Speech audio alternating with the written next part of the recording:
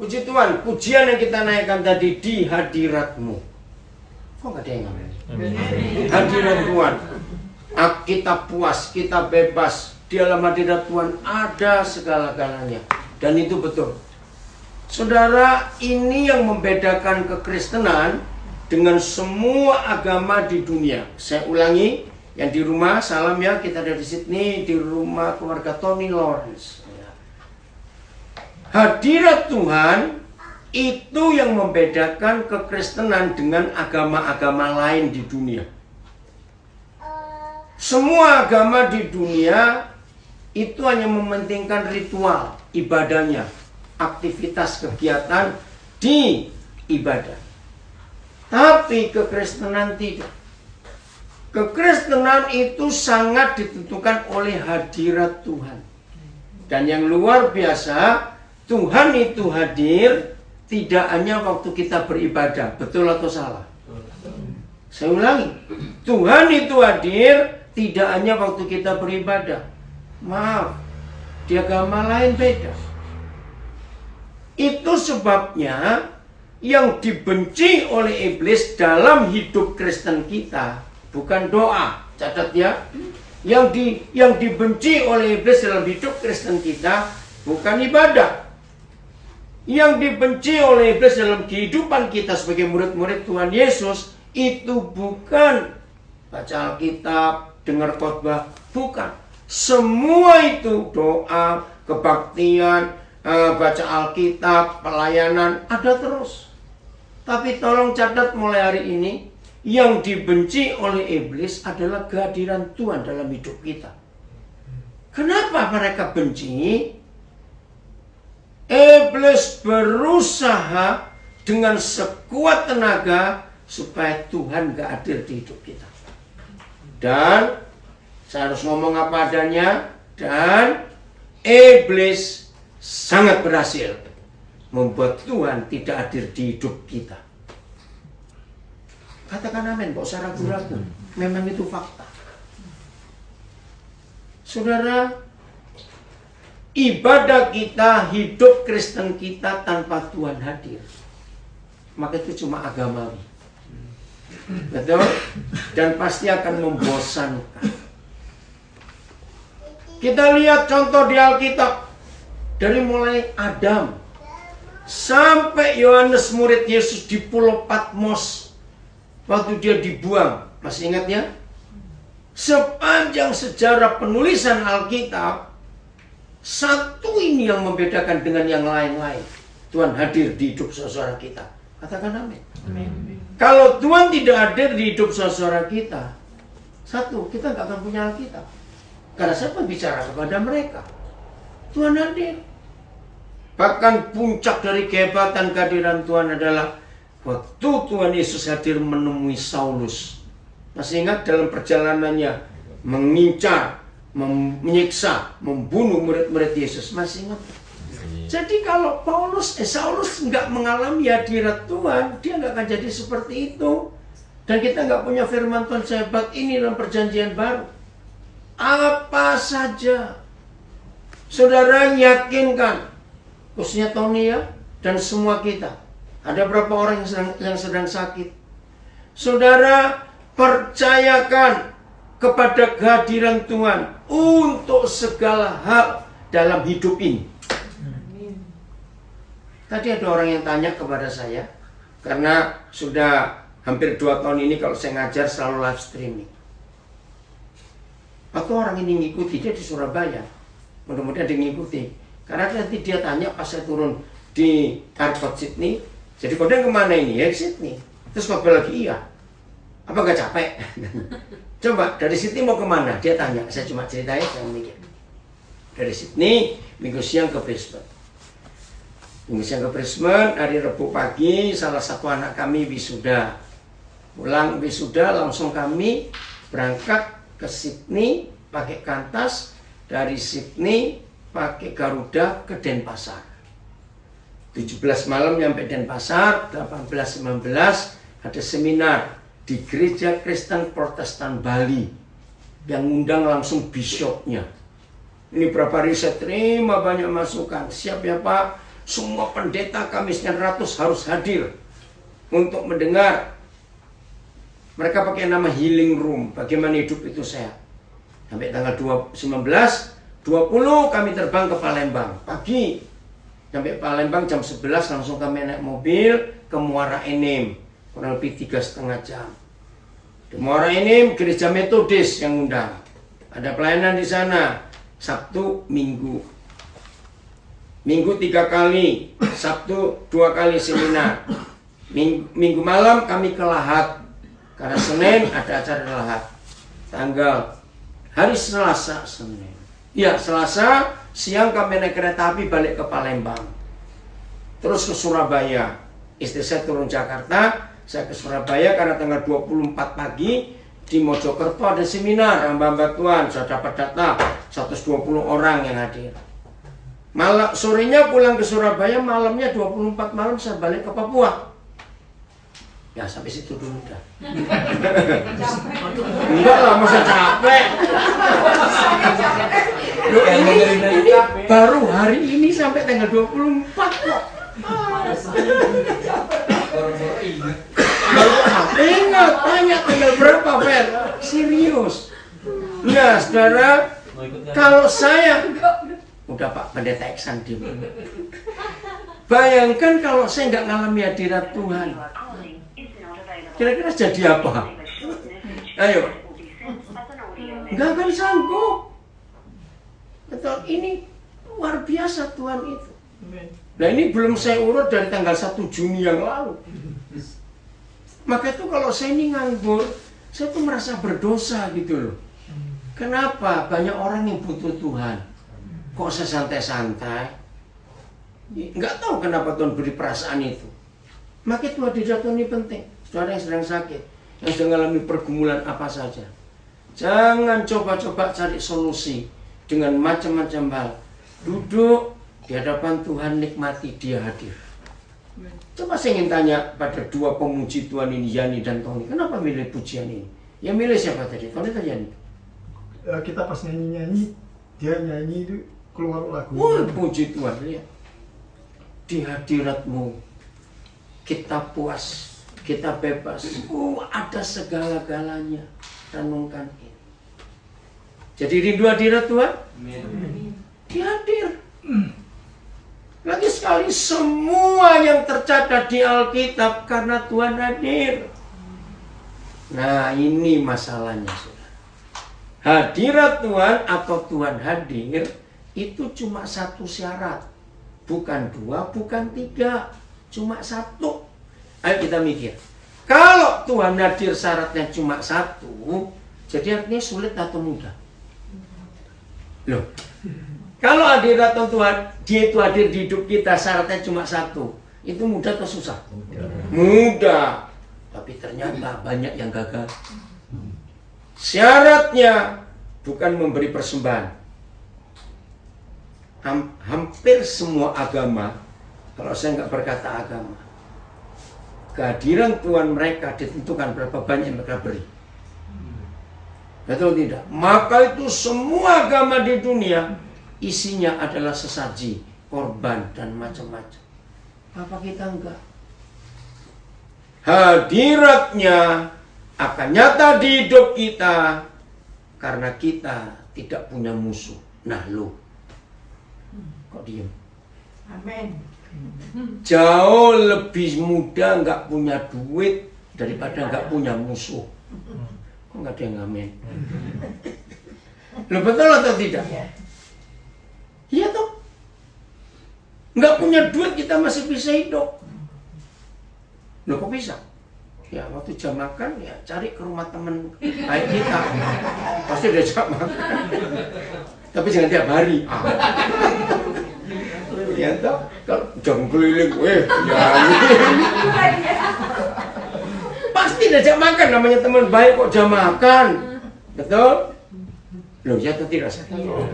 Nah, seandainya sudah jam makan ke rumah teman baik nggak diajak makan, langsung mikir, oh senasib, betul nggak? Senasib, sama-sama nggak ada makanan. Nah, saudara. Jauh lebih mudah hidup nggak punya uang daripada nggak punya musuh. Betul atau salah kalimatnya? Jadi hadirat Tuhan itu ditentukan kita bisa mengampuni semua orang nggak? Ayo kita baca ayatnya. Ibrani 12 ayat 14. Ini loh masalahnya. Maka itu sampai hari ini kalau masih ada doa-doa yang belum dijawab, aku sudah doa puasa loh Tuhan, doa pagi, doa malam, wah doa sembarang lah. Kok nggak dijawab? Maaf, coba periksa masih ada hati yang kotor enggak? Udah, Ibrani 12 ayat 14. 1, 2, 3. Baca. Berusahalah hidup damai dengan berapa orang? Semua orang. Stop dulu. Lihat perintah ini. Berusahalah. Jadi tergantung Tuhan atau tergantung kita? Kita. Maka itu kalau saudara ingin mengampuni orang, jangan berdoa. Jangan begini, Tuhan tolong saya Tuhan. Aduh Tuhan, saya tuh gak sanggup ngampuni bajingan yang satu ini Tuhan. Nah, begitu doanya. Untuk mengampuni dan berdamai itu tergantung kita 100%. Masalahnya bukan bisa atau tidak. Masalahnya mau atau tidak. Beda nggak saudara? Berusaha ngapain? Hidup damai. Apa artinya hidup damai? Ya berdamai. Nggak ada musuh. Dengan berapa orang? Semua orang. Misalnya sekarang kita di KMC, daerah Sydney. Misalnya KMC ini penduduknya ngomong aja 100.000 misalnya. Jangan berdoa gini, Tuhan, aku sudah berdamai dengan 99.999.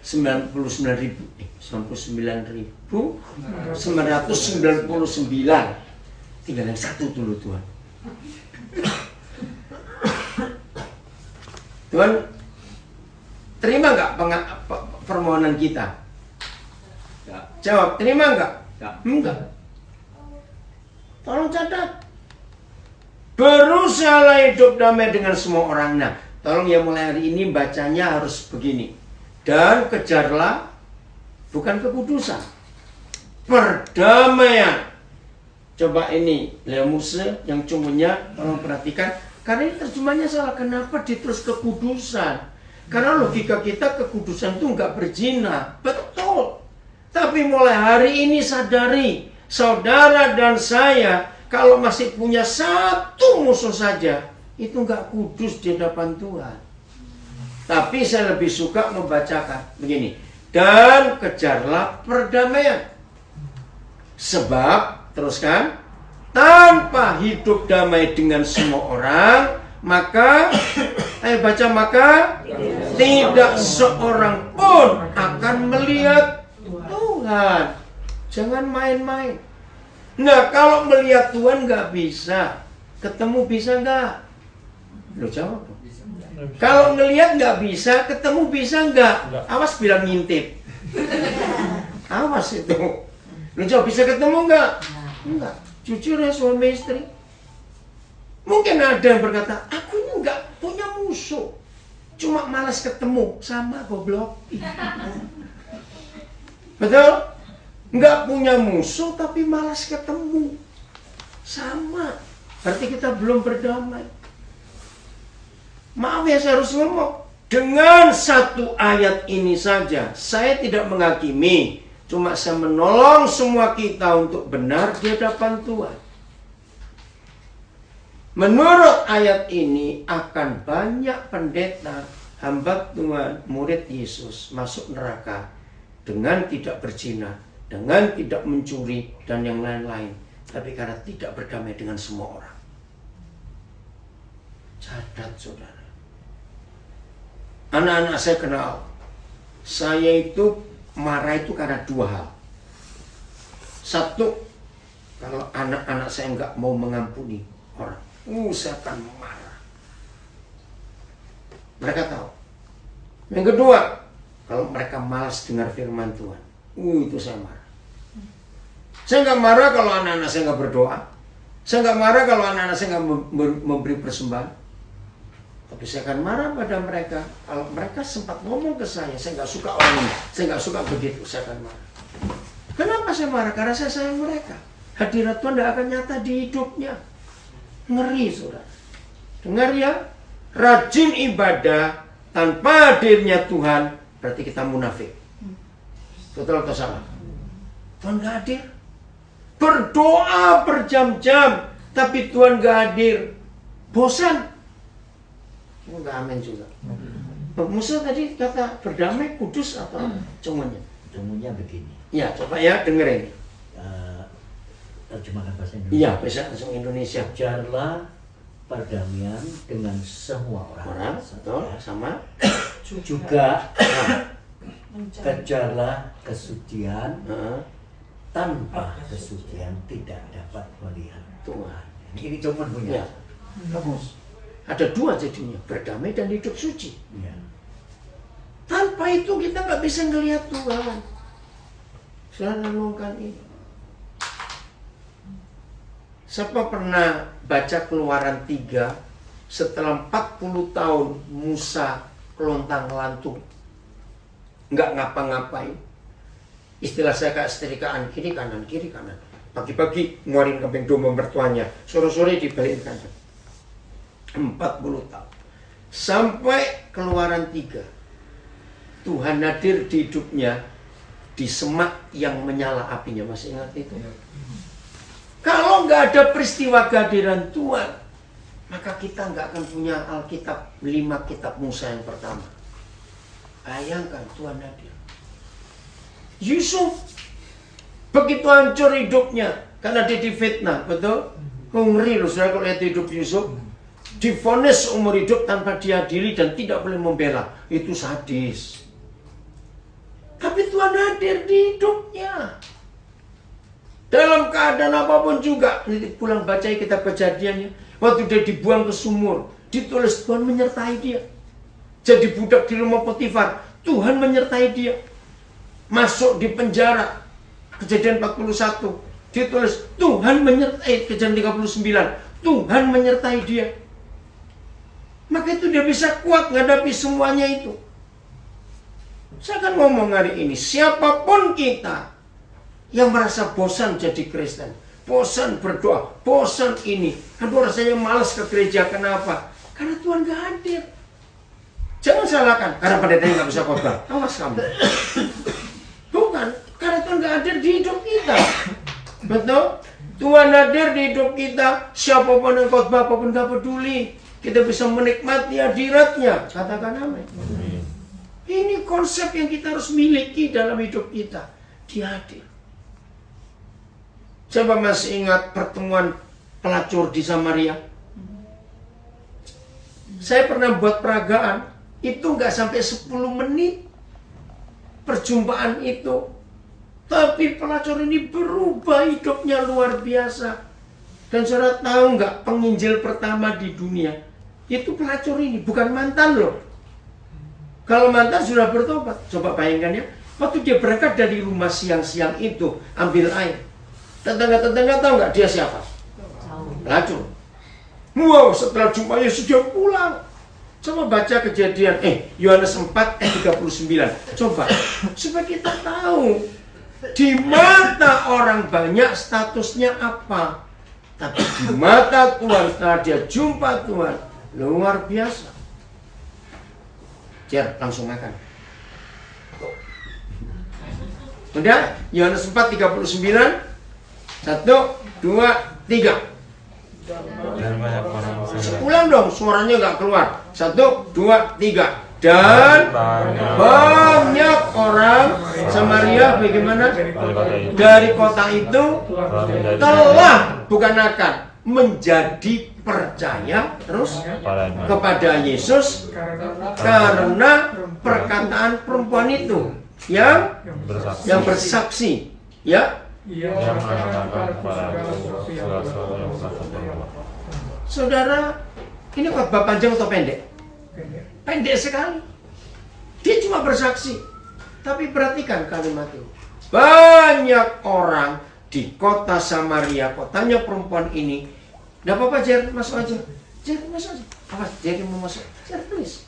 It's okay. It's your room there. Oke. Ya, saya ulangi. Banyak orang di kota itu telah menjadi percaya kepada Yesus karena perkataan perempuan itu. Maaf ya, maaf, saya harus minta maaf karena ini agak nggak bagus perkataannya, tapi untuk tahu. Jadi waktu perempuan ini balik ke kampungnya setelah ketemu Tuhan Yesus, di mata mereka dia masih pelacur atau bukan? Masih loh. Maaf, kalau kita jadi tetangga-tetangganya, maaf, percaya nggak omongan pelacur? Maaf, boy. Enggak, pasti bilang ngantur kamu. Maaf. Lihat, status di mata orang masih sama, tapi hadirat Tuhan membuat orang melihat yang beda di hidup orang ini. Katakan amin. Inilah hadirat Tuhan yang luar biasa. Saudara, ayo kita mikir. Izinkan saya ngomong ini ya, tapi saudara jangan mikir macam-macam. Dan nanti kalau saudara ingin bukti, saya kasih nama pendeta Denny Navi di Pontianak. Tanggal 3 Mei yang lalu saya ke Pontianak berkati pernikahan salah satu anak kami. Nah, mulainya sore, saya landing, siang saya mau makan. Saya punya bakso langganan, bakso babi enak di Pontianak, di pasar apa saya lupa. Nah, ternyata sudah pindah. Nah, rupanya tukang parkir tahu. Oh, cari bakso itu, pindah ke situ. Oh yaudah, akhirnya kami ke situ. Saya bertiga. Nah, yang pendeta Denny Navi ini yang tahu. 5 tahun yang lalu itu terakhir saya makan bakso itu. 5 tahun yang lalu. Tiba-tiba begitu masuk dan hari itu saya pakai topi. Ini Denny Navi sampai kaget. Yang jual bakso masih ingat saya. Saya juga bingung. Pak, kok lama nggak kesini? 5 tahun. Apa mau ke Ngabang lagi? Karena waktu itu saya ke sana, ke Ngabang berkati pernikahan juga. Anak saya namanya Berkat Pasaribu. Nah, Denny ini kaget. Dia bilang saya, Pak, ingat nggak Papa terakhir kesini? Ya ingat. Waktu Berkat menikah. Nah, kok bisa dia ingat? Dia masih ingat saya pendeta. 5 tahun. Saudara, akhirnya anak saya ini tanya. Bukan saya yang tanya ya, maaf. Ini bukti kemuliaan buat Tuhan. Terus dia tanya, anak saya ini, kok kenapa kok bisa ingat? Kan itu Pak Pendeta. Lagi sekali kemuliaan buat Tuhan. Saya belum pernah ketemu ada wajah orang kayak dia. Saya tuh jadi bingung, wajah apa? Serius, saudara. Ini yang dinilai orang, saya sampai kaget sendiri. Terus ini pendeta bilang, wih, merinding saya. Saya aja kaget. 5 tahun gak ketemu, saudara. Maka itu penting hadirat Tuhan itu. Saya harus saksi kepada saudara. Iblis gak akan pernah buat saya bisa sakit hati atau jengkel dengan siapapun juga. Karena itu satu kebodohan, rugi. Gak ada yang ngamen sih. Betul, dibuat jengkel, jangan mau. Walaupun saya nggak tahu ada yang pernah itu nggak, dari melek mata pagi sampai kembali merem-merem malam, kira-kira ngitung nggak berapa banyak orang yang jengkelin hari ini? Nanti maksud saya banyak atau sedikit? Bisa banyak. Bisa banyak. Apa saja bisa jengkelin. Betul? Jangan mau dikotori hati kita. Rugi. Maka itu kalau Papa hadir itu segala-galanya, katakan amin. Enggak ada bisa ngalahin apapun juga. Enggak bisa, saudara. Wih, Tuhan kita itu luar biasa. Amin. Dahsyat sekali Bapa kita di surga. Maka itu kalau mulai hari ini kita bisa jaga hati kita seperti ini, aduh, luar biasa. Mau buang sampah-sampah itu? Kok kalau nggak mau ya goblok mau aja. Rugi sekali. Ya, catat 2, jengkel dan kecewa. Jengkel dan kecewa adalah langganan iblis untuk membuat Tuhan gak hadir di hidup kita. Maaf lagi sekali, semua agama di dunia untuk umatnya dapat pengampunan, ya perhatikan, Semua agama di dunia untuk umatnya dapat pengampunan. Itu ada sesuatu yang dibuat.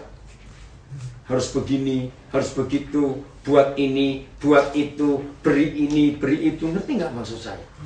Sudah ngerjakan segitu banyak hal. Aduh kasihan sekali, masih ditimbang lagi.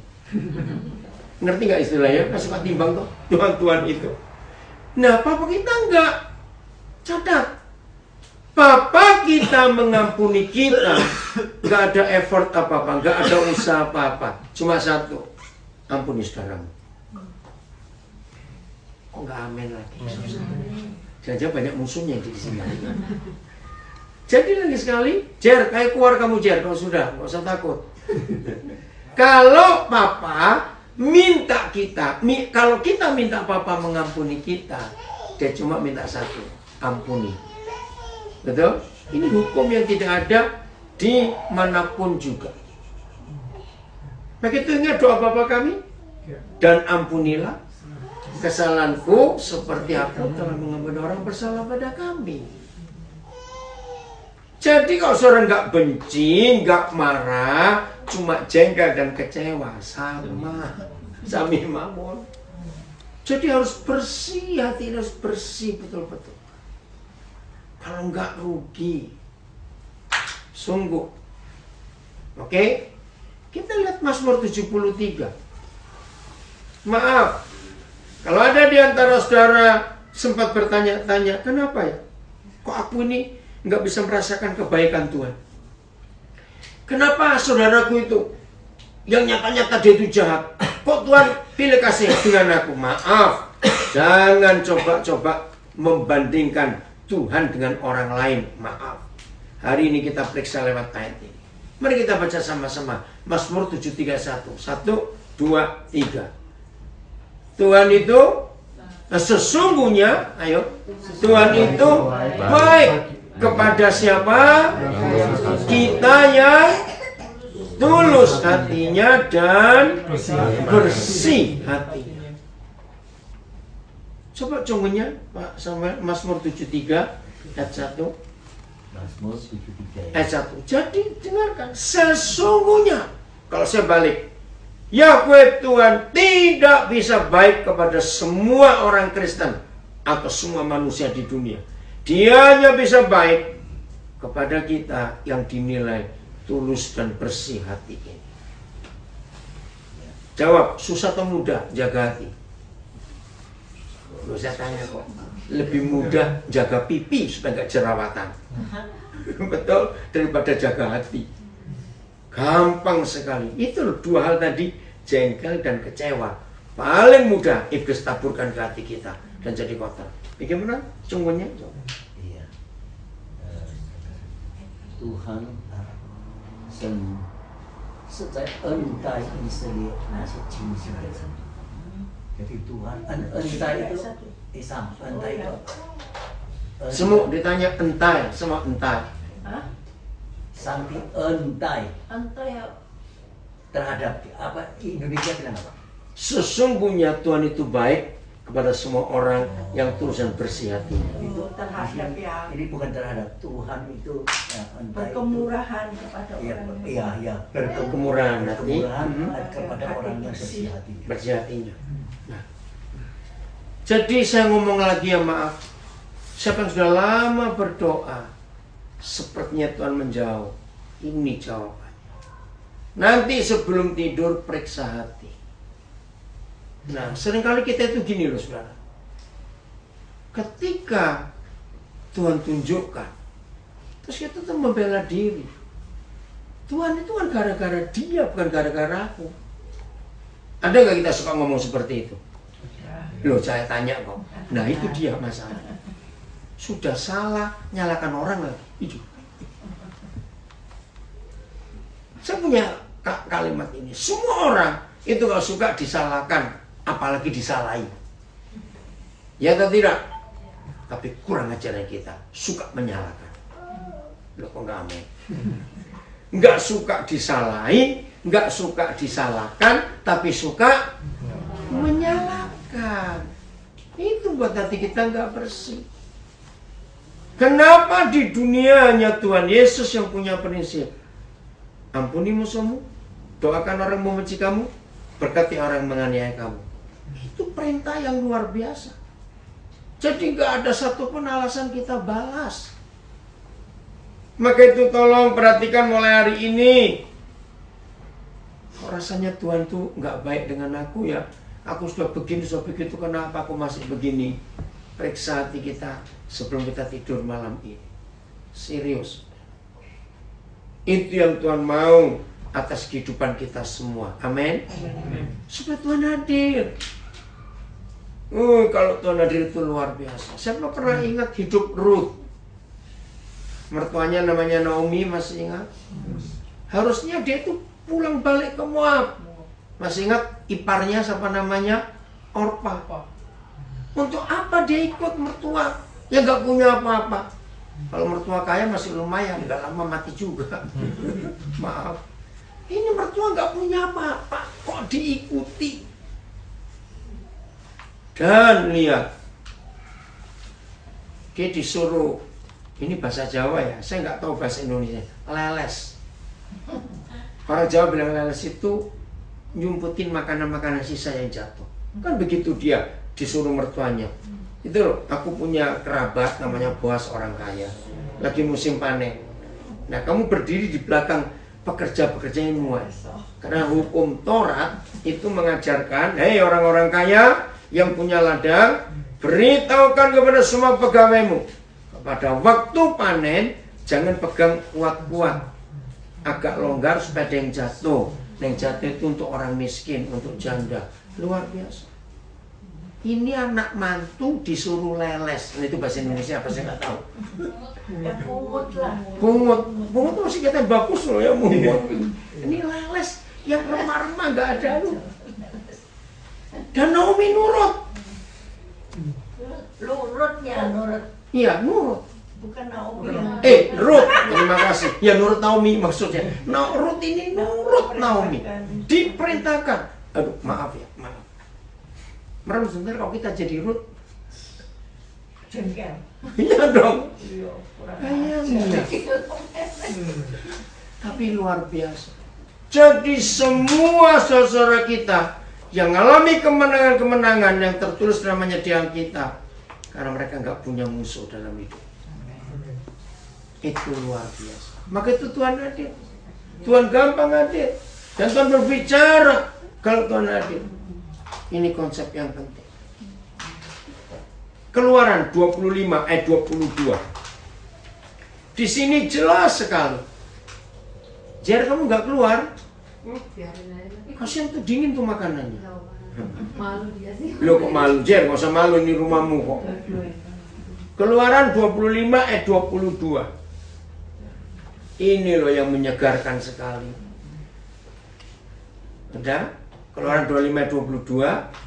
Ini Yahweh Tuhan bicara kepada Musa. Ayo baca, 1, 2, 3. Di sanalah Musa, aku akan bertemu dengan engkau dari atas, tutup pendamaian. Nah ini loh, the mercy seat bahasa Inggrisnya. Jadi satu-satunya tempat Tuhan hadir itu bukan di sono, di sini, di situ. Satu-satunya tempat Tuhan hadir kalau ada perdamaian. Contohnya apa yang mercy seat itu? Takku ya. Contohnya tempat the mercy seat bahasa Inggrisnya, tutup pendamaian. Peti perjanjian. Iya, ada satu lagi di atasnya ada tutupnya. Di perjanjian di atas di atas itu 2 huruf biru. Malaikat tuh tutup, namanya nggak ada kayunya itu ya di situ.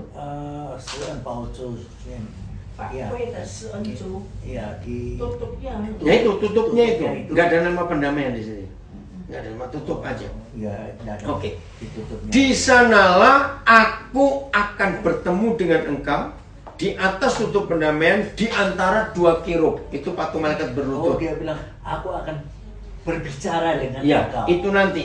Nah, setelah itu ada kata dan aku akan Berbicara. berbicara dengan engkau. Pelan-pelan dulu. Saudara keluarkan 2 kata kerja ini paling indah. Papa kita kalau hadir, dia pasti menemui kita. Katakan amin. Kalau dia menemui kita, dia tuh langsung bicara. Saya punya istilah begini. Jadi papa kita itu nggak pengangguran, nggak suka iseng. Kalau kita mencari dia menemui kita, senyum-senyum terus pergi lagi. Enggak. Ngerti nggak maksudnya? Dia kalau bertemu, dia pasti berbicara. Dan berbicaranya nggak tentang 1-3 hal. Tentang berapa hal? Baca. Dan aku akan berbicara kepadamu tentang segala sesuatu.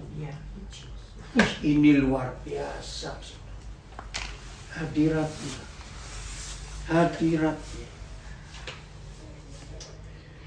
Inilah kasih Bapa kita yang luar biasa. Maka itu saya ulangi lagi.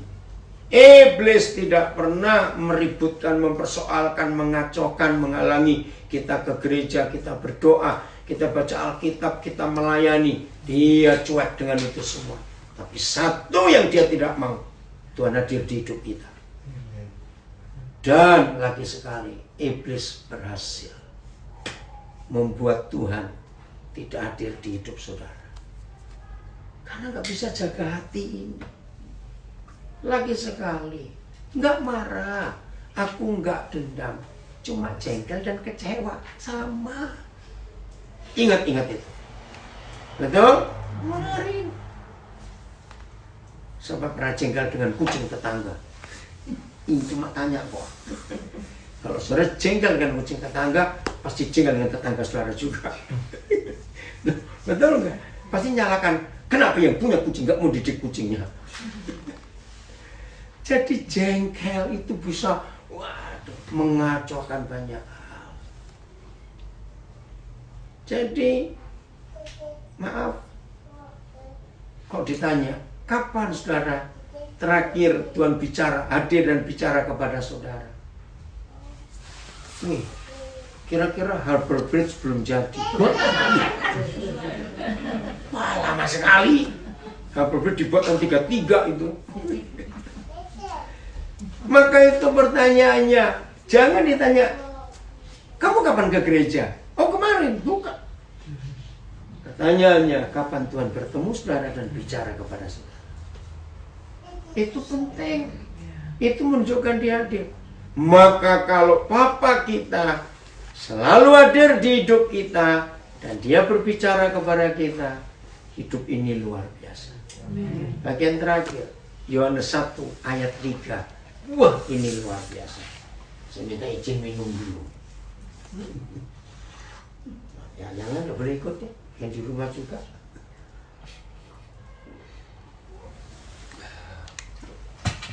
Sudah Yohanes 1 ayat 3. Ya. Baca 1, 2, 3.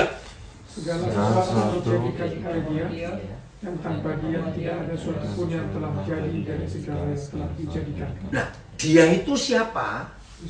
Lihat ayat 1. Pada mulanya. Nah, saudara, izinkan saya ceritain. Tanggal 16 Juni, ya, kami di Nabire dapat berkat Tuhan yang luar biasa. Belum resmi, tapi berita dari Jakarta, pemerintah pusat, bahwa izin perguruan tinggi atau universitas yang kami urus hampir 11 tahun yang lalu. Bayangkan. Harus saudara sendiri Indonesia. Dari Nabire kami utus ke Jakarta, begini begitu. Wah, kurang ini, kurang itu, balik. Sudah balik, diperbarui, lalu kurang lagi, balik lagi. Peraturan ganti karena menterinya ganti, balik lagi. Itu hampir 11 tahun. Yang ngurus sudah hampir putus asa. Tapi saya bilang, inilah pada mulanya firman. Jadi firman yang berkata, aku akan buat perguruan tinggi lewat kamu. Ya saya pegang, walaupun hampir 11 tahun. Wah, begitu 16 Juni dapat, langsung kami buat brosur, disebarkan untuk penerimaan mahasiswa baru. Nanti Agustus, hari ini ya tesnya. Hari ini tes gelombang pertama. Nah, yang lain dengar kata itu, gimana dosen? Sudah siap lama. Tempatnya pun sudah siap. Sampai dosennya jasa nunggu bosan, nggak balik lagi. Terus nggak ada terus bulan 11 tahun, bayangin. Nah, 2 hari yang lalu, secara hitam putih, surat itu nyampe ke kami 2 hari yang lalu. Luar biasa. Haleluya. Oleh kemurahan Tuhan berarti yayasan pendidikan yang Tuhan percayakan lewat kami dan lewat saudara semuanya. Ini ada saudara dari Fiusi, ada saudara yang banyak membantu juga keuangan di sana. Maka ini yayasan satu-satunya di Papua yang Kristen yang punya jenjang dari taman kanak-kanak, SMA, SMK sampai perguruan tinggi. Ini luar biasa. Karena pada mulanya adalah firman. Jangan memulai apa-apa tanpa firman. Katakan amin. Jangan. Semua dimulai dengan firman, dengan firman. Nah, ayat 3 itu luar biasa. Segala sesuatu. Jadi berapa segala sesuatu itu? Semua. Dijadikan oleh firman. Mulai hari ini bacanya segala sesuatu dijadikan oleh firman. Sebab tanpa firman tidak ada satupun apa yang telah jadi itu bisa jadi, enggak ada. Satu kali tahun berapa ya? 73 atau 74. Seorang guru saya namanya Edwin Stubel, dia sudah meninggal. Dia mengajar kami tentang kuasa kata-kata. Nah, kami yang duduk hari itu 30 sekian orang. Terus tiba-tiba dia ngitung. Ayo masing-masing sebut berat badannya berapa? Dijumlah. Wih, banyak sekali. Sekian ribu kilo, karena 30 orang, ada yang 60 kilo, ada yang sampai 100 kilo. Saya akan buktikan. Cukup dengan kata-kata saya. Saya akan angkat suara semuanya. Wih, sombong. Dia ngomong-ngomong lagi. Kami dilupakan dikit. Tiba-tiba, ayo berdiri. Berdiri enggak? Berdiri disuruh. Nah, duduk sekarang. Loh, kami bingung. Jawabannya, saya sudah ngangkat berapa ton ini. Loh, betul enggak? Kata-kata. Saya ingat itu sampai hari ini. Firman. Kalau firman manusia berkuasa seperti ini. Ngerti kasus bullying? Itu kan kata-kata. Itu bisa membunuh orang. Jahat kata-kata. Saya beri contoh lagi. Di sebuah pesta, entah pesta pernikahan, entah pesta ulang, pokoknya pesta mewah, rame, wah, makanan semua, musik semua. Sedang berjalan, tiba-tiba ada orang lari-lari. Tanya, mana yang punya pesta? Mana yang punya pesta? Ya ditunjuk. Cuma 2 kata dalam 1 kalimat. Mama meninggal. Menciptakan apa? Bubar. Walaupun yang punya pesta lanjut ya gak enak dong. Betul nggak? Sudah cukup. Mama meninggal itu cuma berapa huruf itu? Huruf, ya. Tapi kuasanya luar biasa. Firman. Berapa banyak hubungan kita kacau karena kata-kata. Berapa banyak hubungan yang manis, harmonis, rusak karena ada orang salah ngomong. Betul tidak? Tahun 70-an Roh Kudus ngajar saya ini untuk kita tahu. Kata-kata itu nggak akan sampai ke telinga kita kalau nggak lewat udara. Ngerti nggak? Nggak usah belajar fisika tahu. Kalau kita di luar angkasa, nggak dengar apa-apa. Harus lewat udara. Catat ya. Dan menurut Efesus 6, siapa penguasa udara? Iblis. Ini rahasianya. Tahun 74 saya dapat rahasia ini. Maka itu jangan percaya orang katanya. Jadi semua kata-kata kita yang benar maupun salah itu selalu melewati area wilayah kekuasaan iblis. Nah, perjalanan ke situ ini bisa dibolak-balik. Sehingga walaupun Walaupun kita ngomongnya benar, sampainya bisa salah. Nggak pernah ngalami nggak itu? Sampai sumpah-sumpah aku nggak ngomong begitu. Tapi yang dengar nggak begitu, begini. Ngototlah dua orang ini yang tertawa setan. Karena kamu ngelewati wilayahku dan aku mau ngacaukan mereka. Maka itu catat, hanya Tuhan Yesus. Tidak ada orang lain yang pernah berkata, kalau iya katakan ya, kalau tidak katakan tidak. Masih ingat? Sebab selebihnya dari si jahat setan. Ini loh. Apalagi kalau ada yang berkata pakai bumbu ini. Hei, percaya loh, ini didapat dari sumber yang bisa dipercaya. Pret. Lo betul nggak? Itu kurang ajar betul. Nah, jahatnya setan. Kalau orang itu sudah nggak suka pada orang A, gitu ya, dengar ya. Kalau orang itu nggak suka pada si A, ada anak kecil ngomong tentang si A, orang ini bagaimana? Percaya nggak? Loh, ada orang nggak suka si A. Toto ada anak kecil ngomong kepada orang ini tentang si A. Orangnya akan bagaimana? Percaya. Loh, dia tuh karena dasar juga suka. Ini yang dipakai oleh setan sampai anak kecil pun dipercaya, kan gobloknya si tua. Nanti dan catat ya saudara, tolong catat.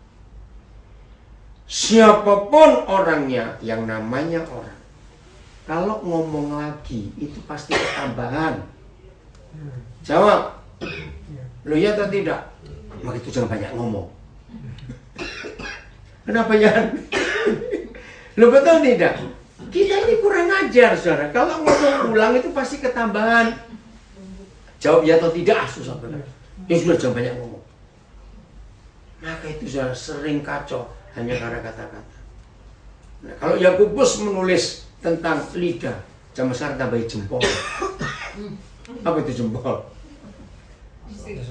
Iya, text message. Awas itu. Pokoknya tidak ada yang bisa dipercaya kecuali firman Tuhan. Amin. Ampuni orang yang ngomong macam-macam, gak usah diterima. Daripada ngotori hati untuk apa? Jelas untuk ini? Mau berubah mulai hari ini? Yang didengar adalah firman Tuhan. Maka itu banyak orang hidupnya rugi, kacau, nggak karuan, berantakan karena kata orang. Belum lama saya marah pada seseorang menikah. Saya sudah bilang jangan pakai pesta. Ya tapi ini ada orang yang begini lah, betul. Begitu selesai pesta utangnya nggak karu-karu. Karena jagakan amplop nggak cukup. Saya bilang ini loh. Jadi kalau ada orang ngomong, loh nanti orang ngomong apa? Kalau kamu anakmu menikah kamu nggak pesta. Nah jadi yang ngomong aja suruh pakai kita yang datang. Udah minta pesta dia. Ngapain? Karena kata orang. Ya, jangan. Jadi segala sesuatu dimulai pada mulanya adalah firman. Lagi sekali Tony dalam pergumulan, siapa yang sakit malam ini cari firman. Tuhan bicara apa kepada saya? Kisah Rasul 13 ayat 22. Ayo ini kita pegang mulai hari ini. Maka itu pagi-pagi saudara kalau bangun jangan cari mana HP, mana kopi. Awas begitu. Pagi-pagi bangun tunggu firman Tuhan apa kepada kita. Bukan Kisah Rasul 13 ayat 22. Kiranya firman ini menjawab kita semuanya. Udah? Satu? Belum. Kisah Rasul 13 ayat 22.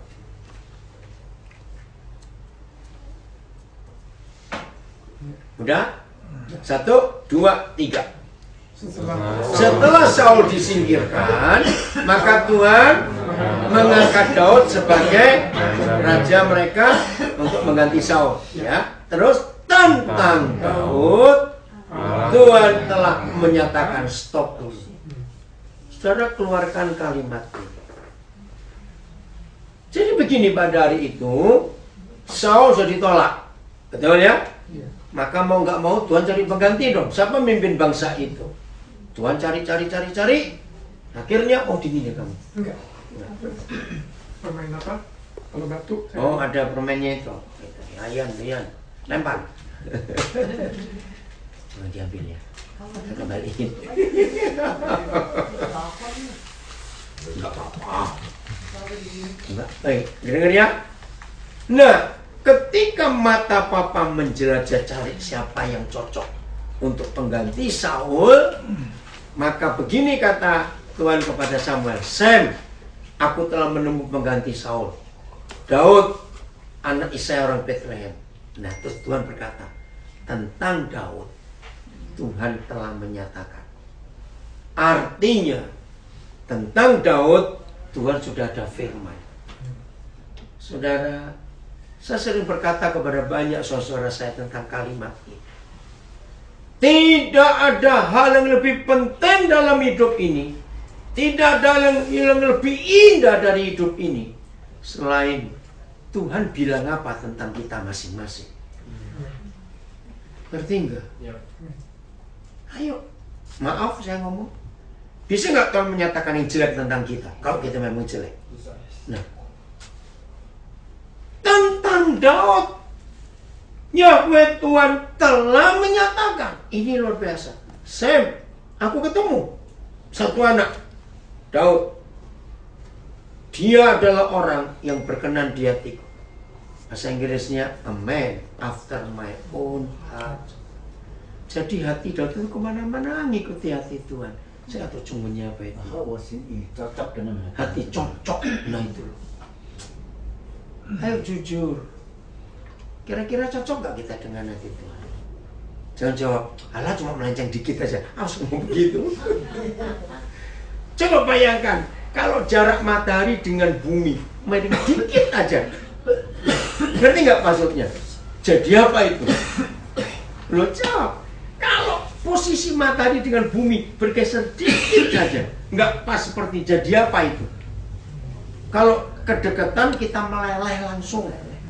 Kalau menjauh nggak usah 1 derajat dulu terbesar, mungkin 0,0 sekian derajat. Menjauh dikit kita langsung beku. Saudara, malam ini dan yang termasuk di rumah di mana saja saudara berada, tanya dalam bahasa Mandarin bagus. Apa tadi? Hati yang cocok dengan hati Tuhan. Sesuai. Ayo jawab. Ini cuma tanya. Mudah atau susah nyetem hati kita untuk sesuai dengan hati Tuhan? Ngecun. Iya. Susah atau mudah? Jangan bilang susah, awas. Buat kita susah, tapi ada Roh Kudus. Nah, maka itu jangan takut. Kalau malam ini Papa bisa berkata, hai Tony, hai Ferry, hai Lina, siapa saja, hatimu cocok dengan hatiku. Itu luar biasa. Udahlah, gak usah macam-macam. Oh, enggak, amin. Betul, aduh luar biasa. Yang kedua, ini yang luar biasa. Kalimat kedua apa? Tentang Daud. Apa yang Tuhan nyatakan? Ayo baca. Aku telah mendapat Daud, bisa ya, seorang hatiku dan. Nah ini loh saudara, ini yang saya nangis.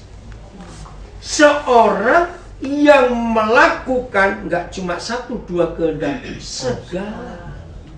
Persoalannya. Waktu Yahweh Tuhan berfirman ini kepada Samuel tentang Daud, Daud sudah dipanggil, sudah dipilih, sudah diurapi atau belum? Belum. Sama sekali. Kagum nggak? Bagaimana orang yang belum pernah dihadiri Tuhan di hidupnya, Tuhan bisa bicara, dia ini akan melakukan segala kehendak. Kira-kira berapa kehendak Tuhan kita lakukan? Misalnya ada 100, Tuhan sudah 99, nggak bisa. Harus bulat 100. Jadi apa yang Tuhan nyatakan kepada kita hari ini, itu jadi pegangan buat kita. Sama penilaian. Kalau saudara karyawan, saudara pegawai, bos suka memberi penilaian nggak? Wajar toh? Nah, apakah penilaian 3 bulan tetap diakui? Belum tentu, karena kita berubah terus. Ya toh, nanti ada penilaian lagi. Saya sadar saya banyak salah, banyak kurang karena tetap manusia. Tapi bersyukur nanti bulan depan habis bayar. Iya. Oh.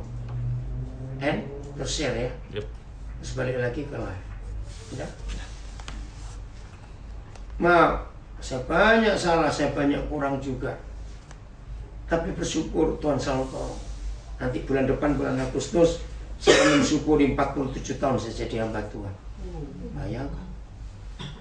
Saya selalu minta, Papa nyatakan tentang saya hari ini di mata Tuhan. Saya ini siapa? Begitu Tuhan bicara sesuatu, pegang itu. Karena dia pasti nggak bohong. Dia nggak pura-pura. Betul, dia nggak suka ngambil hati. Betul nggak saya katakan? Maka itu pagi-pagi, saudara bangun. Jangan cari yang lain. Cari Papa di surga. Izinkan dia bicara. Alright, for how long? Kena apa, Ferry? Apa somenya sudah matang? Ada alarm? Maaf, ya, intermezzo dikit. Jelasnya sampai di sini. Nah, kira-kira kalau hidup kita dinilai Papa seperti ini, senang nggak, saudara? Jawab, senang nggak? Senang. Maka itu mulai dari suami istri lebih dulu. Mulai. Ayo kita hidup dengan penuh kemenangan yang luar biasa. Kenapa? Enggak. Sebelum kami sampai di Sydney, ada seorang suami yang ngeluh tentang istrinya. Saya beri pertanyaan, kan biasa bukan? Pokoknya nggak kuat, sudah nggak kuat. Duh, masalah ekonomi? Enggak. Masalah orang ketiga? Tidak. Loh. Masalah orang tua? Enggak. Lalu dia bilang, istri saya berapa bulan terakhir jadi aneh. Saya nggak bisa ngomong dengan jelas. Saya sudah bawa ke 2 psikiater. Dan psikiater menunjukkan istilahnya ya, apa itu? Dia itu makin senang. Setelah dia itu seperti itu. Kenapa, saya tanya. Diam-diam dia bercermin. Dia pakai baju bagus, dia begini. Dia senyum. Dia narsis. Dia nggak ngurus kami, nggak ngurus apa. Suka shopping. Suka senang-senang sendiri. Nah, dia nggak bisa nemukan. Saudara, itu ternyata ada di Alkitab. Nah, ini baca Mandarinnya, nanti coba lihat. Kalau saudara buka 2 Timotius 3, salah satu ciri manusia akhir zaman, lovers for themselves. Kalau nggak salah, sungguhnya itu celian. Nggak tahu apa ya. Jadi bukan egois loh, bukan cinta diri sendiri. Jadi jatuh cinta pada dirinya. Orang bahasanya narsis. Dan dia tuh nggak merasa salah. 2 Timotius 3. Coba baca mulai ayat 1. Nah, ini Mandarinnya ya. Kalau saya nggak salah. 2 Timotius 3 mulai ayat 1. Apa judulnya, saudara? Enggak, keadaan manusia pada akhir zaman. Bahasa Inggrisnya godlessness. Apa istilahnya? Coba yang bawa bahasa Inggris. Amplified-nya difficult times will come. Oh, difficult time will come. Amplified. Ada 2 Timotius 3. Udah, sungguhnya udah ayat 1. Baca. 1, 2, 3. Dari akhir akan datang masa yang suka. Terus? Nah, ini loh. Ini coba bahasa Inggrisnya. Yang mementingkan diri sendiri. Bukan mementingkan. Coba bahasa Inggrisnya. Itu beda. Self-absorbed. Self-absorbed, ya. Kata nggak yang lover for themselves. Lover of their Of own Of self. their own self. King James. Itu King James ya. Iya, Lovers of self, Ya. narcissistic, Self-focus. self-focus. Nah, self-focus. Saudara bayang, ini penyakit akhir zaman. Lihat anak-anak muda, sebut generasi milenial. Itu mengagumi diri sendiri luar biasa. Mengerikan. Ini salah satu cara iblis untuk orang tidak butuh Tuhan. Dia hanya butuh dirinya sendiri, karena dia memuji dirinya. Aku ini hebat, aku ini begini. Ih, ngeri sekali. Rohnya. Apalagi? Ya. Apalagi? Terus menjadi Lovers of money. iya, menjadi hamba uang. Impelled by Mata duit uang, semuanya uang. Maaf, ada nggak gereja seperti ini, pendeta seperti ini? Nah, ini orang akhir zaman. Baca nanti ya sampai selesai, ngeri. Maka itu tolong anak-anak kita yang masih kecil-kecil, lalu bacakan firman. Nggak menghormati orang tua, nggak perlu Tuhan, nggak takut Tuhan. Kalau saya pakai satu kalimat yang sering terjadi, I don't care.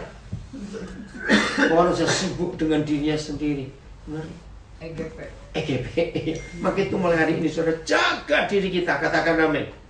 Inilah keadaannya. Maka itu berbahagialah kita kalau mulai hari ini pada mulanya adalah firman. Karena Tuhan hadir, kita nggak punya musuh satupun. Amin. Mulai hari ini kita tahu yang apa-apa pokoknya aku mau perlu Tuhan. Jadi kalau saudara sudah ketemu firman, dia menciptakan segala sesuatu dalam hidup kita. Nggak usah takut masalah apa saja. Indah bukan kalau hidup seperti ini? Jadi masalah apapun kita hadapi, larinya ke firman, jangan ke yang lain-lain. Semua ada jawaban di situ. Bapa menciptakan semuanya karena firman-Nya. Kalau firman ini menguasai hidup kita, maka hidup kita jadi luar biasa. Tuhan memberkati kita semuanya. Sampai ketemu lagi. Ya. Tepuk tangan buat diri sendiri dan mendengar firman ini. Iya.